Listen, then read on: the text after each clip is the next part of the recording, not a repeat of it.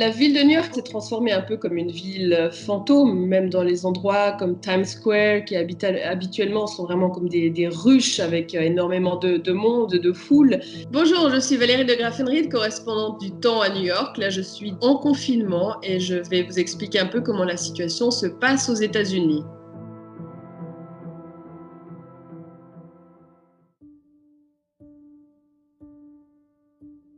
Alors, les États-Unis sont le pays le plus touché actuellement avec plus de 143 000 cas et c'est l'État de New York qui inquiète. L'État de New York, c'est 6% de la population totale, mais plus de la moitié des cas de tout le pays. Il y a d'autres foyers aussi comme la Floride ou la Louisiane, par exemple, qui sont également source d'inquiétude. Par contre, ce qu'on voit, c'est que du côté de Seattle, dans l'État de Washington, là où il y a eu en fait les premiers cas, les cas de contamination sont en train de se baisser. Donc, ça prouve finalement que les mesures de confinement semblent avoir des conséquences positives.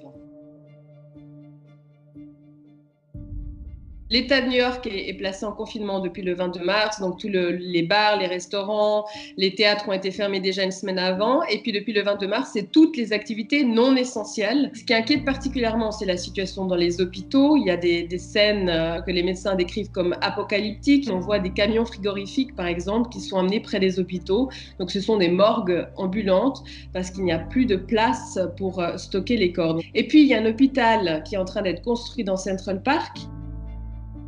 Et puis il y a aussi un hôpital navire qui est en train d'arriver à New York avec 1000 lits. New York, la ville en tant que telle, quand on s'y promène, les rues sont presque vides en plein Manhattan, alors que c'est d'habitude une ruche, donc c'est vraiment une impression très très très étrange.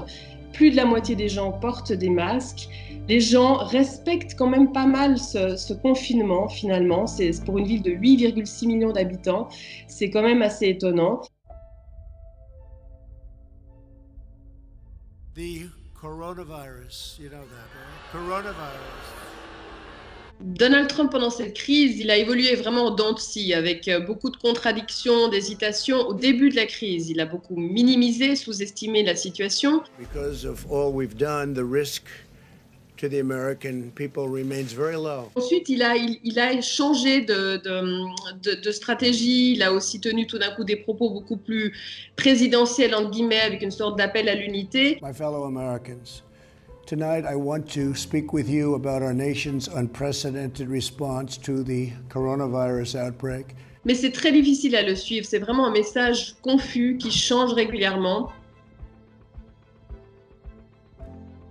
Le coronavirus met vraiment en exergue la faiblesse du filet social américain. Le fait que beaucoup d'Américains n'ont pas d'assurance santé, ça fait qu'ils auront tendance à ne pas vouloir aller chez le médecin.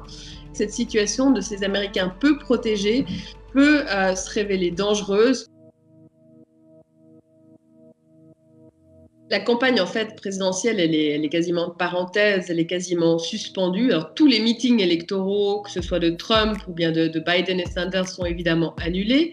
Donc chacun fait campagne à sa manière. Trump a un avantage par rapport aux autres candidats, c'est qu'il a justement cette tribune quotidienne, puisque tous les jours à la Maison-Blanche, il donne un point presse sur la situation liée au coronavirus et qu'il utilise finalement pour faire campagne. Donc de ce point de vue-là, il a un avantage clair. Maintenant, il sera bien évidemment jugé également sur sa manière dont il aura géré cette crise.